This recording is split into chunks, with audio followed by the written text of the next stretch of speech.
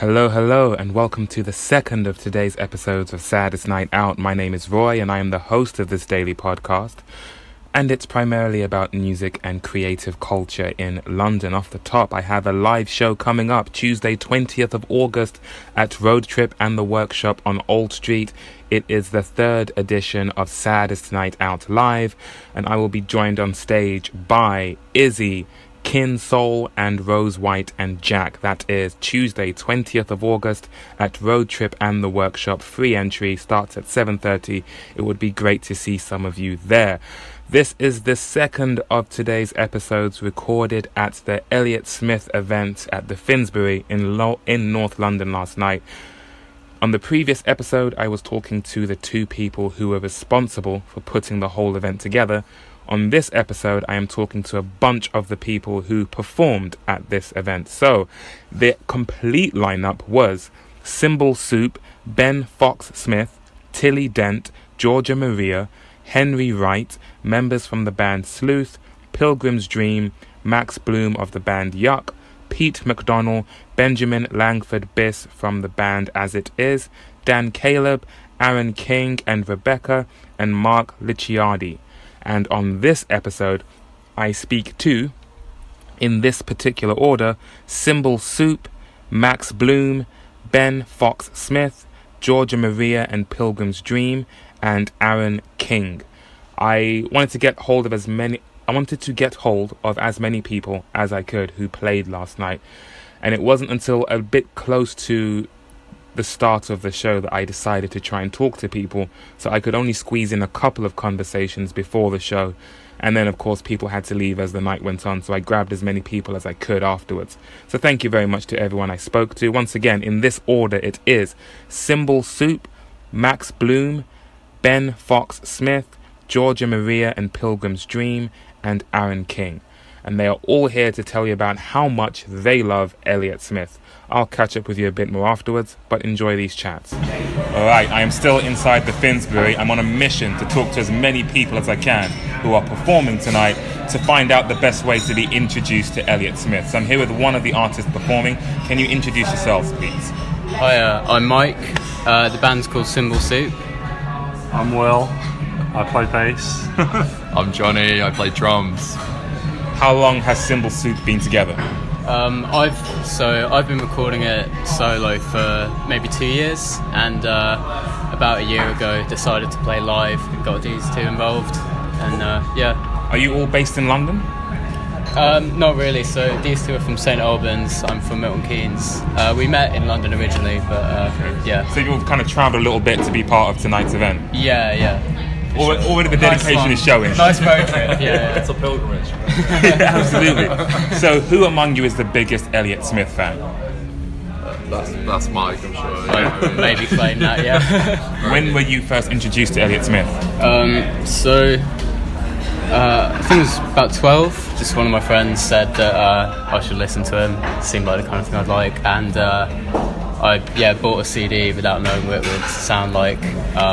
Bought Either Or, which is quite a lucky pick, I guess, in hindsight. You know, I wouldn't have known, but yeah, the cover looked cool, so I got that and listened to that. So what songs are you doing tonight? Doing Independence Day. Which album is that? From EXO. It's the one after. I sort of picked that just because I think we're one of the only bands playing tonight, as opposed to like playing solo. So I thought it'd be a really good one to do as a band. Just sort of maybe a side of Elliott that not as many people know about is his sort of like heavier, you know, and he was in the band He Miser before he went solo, and he's got that more sort of like gritty side to him. Not that it's this like heavier song, but I thought it would be a good one to do for that reason. Do it as a three-piece, as a full band. Yeah. And for someone who's never really listened to Elliott Smith, is there an album or song you'd recommend to start with? Yeah, I mean, Either Or is probably my favourite. It's so just the overall sound of it, and the sort of middle of the night quality that it's got about it. And you know, all the songs on it are amazing. Yeah, Either Or EXO are probably my favourite. But really, well, I'm sure everyone you'll ask will just say the first one they heard. Yeah. Because that's the one that like blew their mind. So, you know, anything. Any song, even. Yeah. There's no wrong answer, but that's your answer. Yeah. Well, thank you very much for your recommendation. Thank you for your time, and good luck with your show tonight. Thank you. Okay.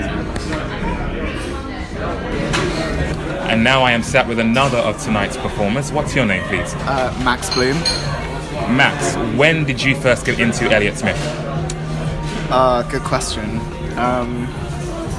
I think probably when I was confused, slightly depressed teenager.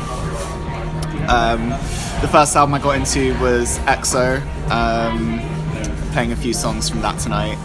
And yeah, it was kind of unlike anything I'd ever heard. It was quite Beatlesy, quite orchestral, and very fragile, and it was just what I needed to hear at that time in my life.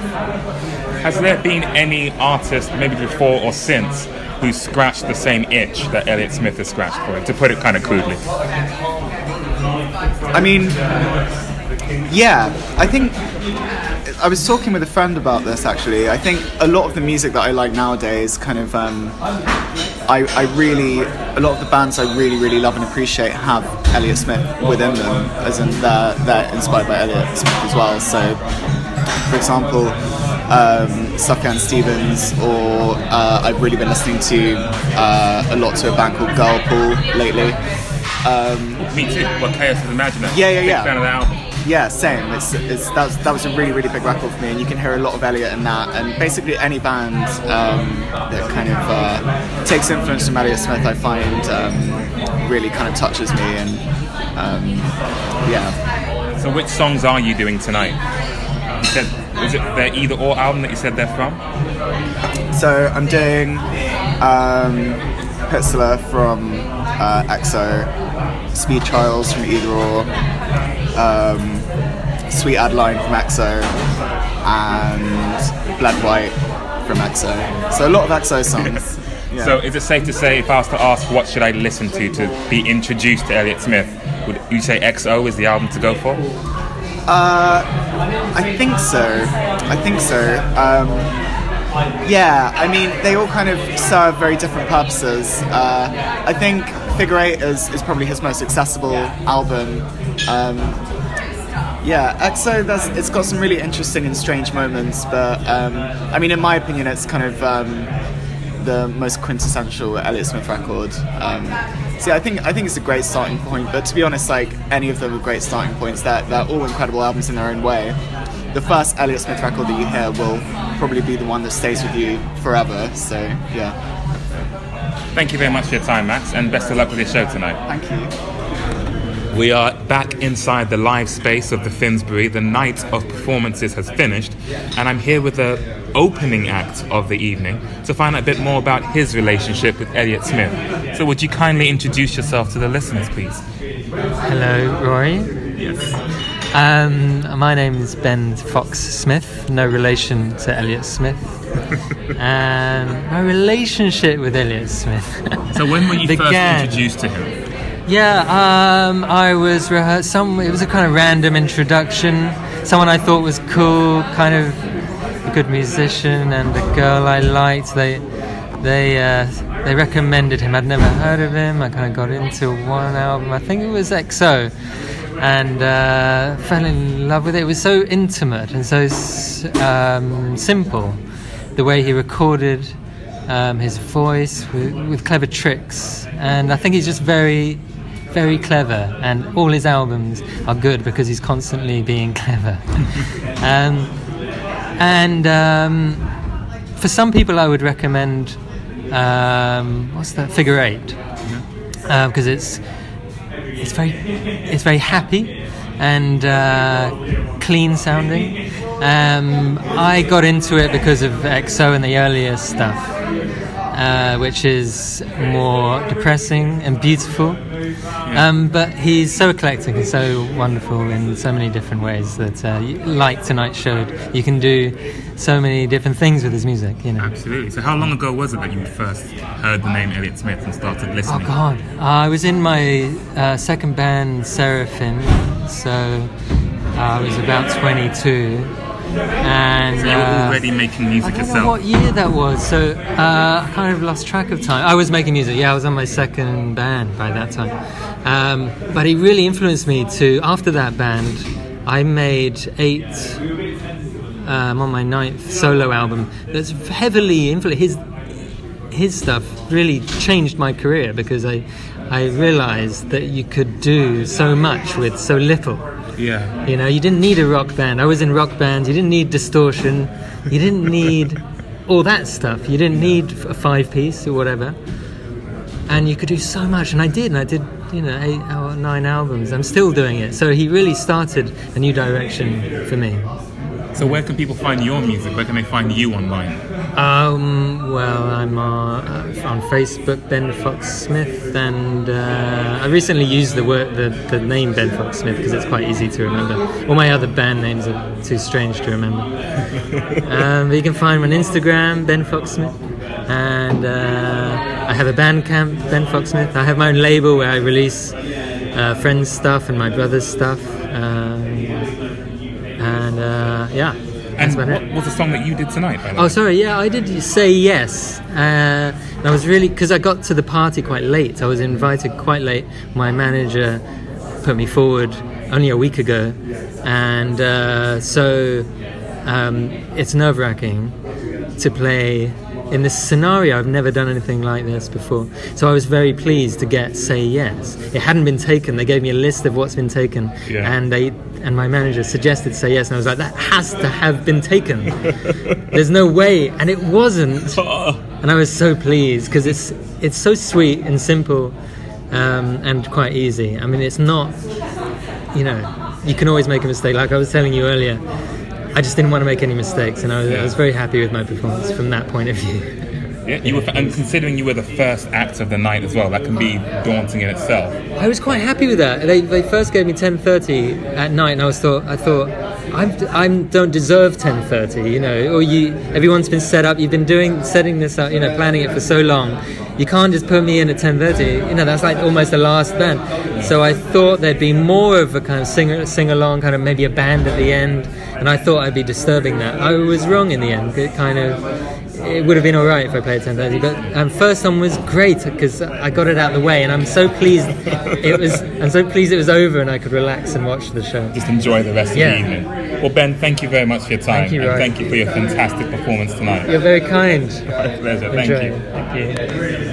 And we are still in the live space of the Finsbury. The music has finished, but I'm here with 2 of the performers who played earlier tonight. Would you kindly introduce yourselves to the listeners? I'll start on my left here. Hi, I'm Georgia Maria.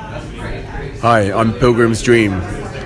So, you both played tonight. Would you tell me which songs you played and why you chose those songs? George, I'll start with you.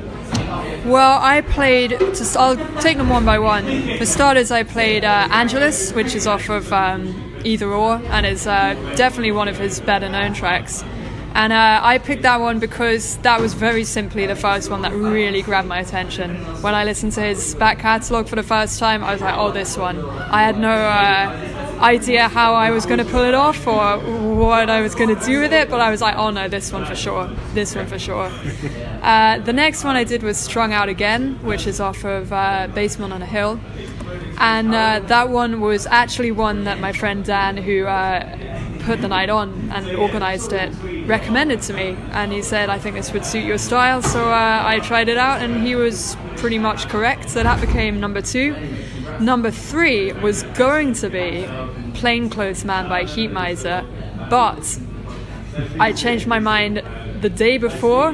Literally yesterday afternoon, there was a dropout by an artist who had taken the song that I really wanted before me. And Dan informed me of this yesterday afternoon and said, would you like to play more songs because you're going to be the only female on the bill as it currently stands. And I was thinking to myself, oh man, this is a golden opportunity, but I can't possibly learn this 5.5 minute masterpiece in 24 hours. It's just not going to be possible. And but at the same time, I was kind of just like drawn to it. It kind of felt like, a little strike of good fortune or destiny or whatever you wanted to call it. So learn it I duly did, and that song was True Love, which is off of the soundtrack to his documentary, which was called, what was it called? Heaven Adores You. Heaven Adores You. Yeah, True Love. That's my favourite song of his. And I'll carry on with what I was saying before. Initially, like, it's pretty much one of my favourite songs. It's an absolute masterpiece, and I was honoured to perform it. So yeah, they're my 3. And that was a fantastic set you played as well. Thank you very much. Thank you. And Pilgrim's Dream, aka Rob, what were the songs that you played tonight? I played Pictures of Me from the album Either Or, and Where I Get It From, which was a song he wrote when he was really young, when he was like 18 or something. And it's little known, but I came across it through Dan Caleb, I've often heard play it at open mic nights and stuff. And he, when he's mentioned putting on the night, I know a lot of the Elliott Smith songs Dan plays are very complicated, so I was kind of trying to find slightly easier ones, and that was one I loved, and which is slightly easier than some of the more complicated ones he played.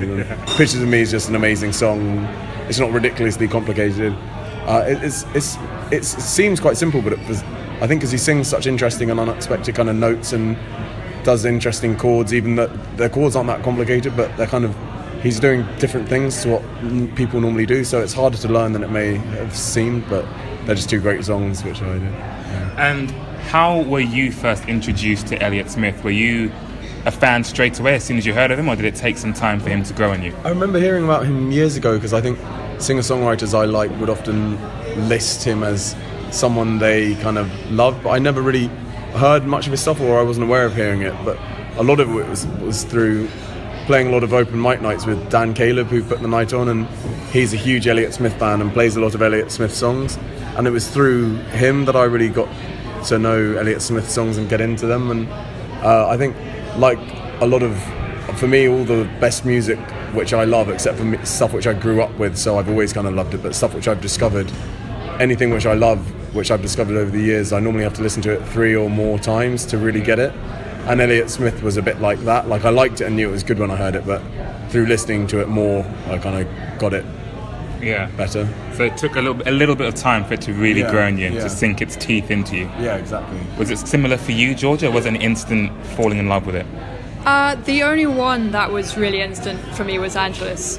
That was, I was joking on stage. I said that was my gateway drug into the works of Elliott Smith, but it was very much true. Through that song, everything else made sense, for sure. And what about, you're both making music on your own rights. What have you both got going on in the near future with your own music? George, I'll start with you. So I'm recording my debut single. I've really only kick-started this project of mine, Georgia Maria, at the start of this year, so everything's quite new. I'm gigging a whole ton, so if you check it out on my page, Georgia Maria on Facebook, Georgia Maria UK on Instagram, you can keep up with where I'm performing on a given night, and keep an eye out for my single launch, because hopefully that'll be with you by the end of the year, if not before. Fantastic, thank you very much, George Maria. And Pilgrim's Dream, what about you? I'm doing a re-release of my song called Ocean. So I'm doing a radio edit release. The original was 5 minutes long, so I'm releasing a shorter, more concise version of the same song, which I'll be pushing quite hard in the coming weeks. I think it will probably be out in a month or so, maybe a little longer. And then just more gigs in London, a few festivals around the country. River Cottage Festival in August, Sligo Live in Ireland in October, and a big gig at Notting Hill Arts Club on the Saturday the 12th October, which I'll be putting a lot of effort into. And yeah, all my stuff is on social media under Pilgrim's Dream, and Spotify and everything, Pilgrim's Dream. Thank you both very much for talking to me, and thank you both for being part of an amazing night tonight. till we meet again. Thank you. Thank you very much, Roy. Cheers. Still in the Finsbury live space. So once again, the music has finished. I'm here with another of the performers from tonight. What's your name, please? Aaron King. So Aaron, when did you first get introduced to Elliott Smith? So when I was 17, I used to talk with my friends on MSN Messenger, and I was feeling heartbroken about some girl or something, and then my friend Charlie, or Chaz, sent me a song saying, do you know Elliott Smith? There's a song called Everything Reminds You of Her. I think there's another one called Somebody I Used to Know, and maybe I can't remember what the other one was. So I listened to it, and my initial thought was, I really love that this guy's really good, but he writes about love, because writing about love can be quite it's cliche and done a lot, but he seemed to do it in a fresh way. So that's how I got into him, and then I got obsessed. How long ago was that then? That was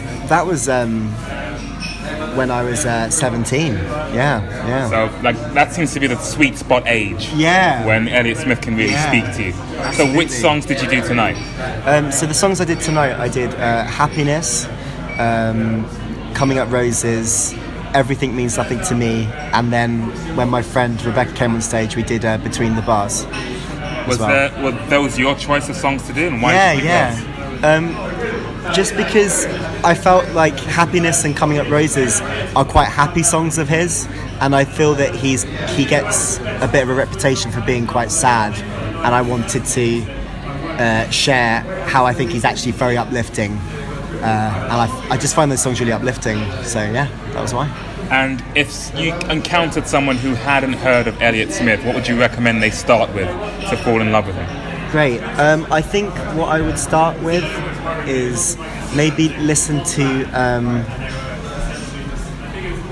maybe like Independence Day. I think is really nice. It's like a really nice melodic song, beautiful chords. Because what's brilliant about Elliott Smith is that he just has such an original way of poetry and melody. He's just ridiculously good, and the songs sound like you've kind of heard them before, and yet they're really original, which is a very hard thing to achieve. So yeah, Independence Day, maybe EXO, and then maybe after that I'd go to self-titled, and then after that I'd go to Either Or. That's what my choice would be.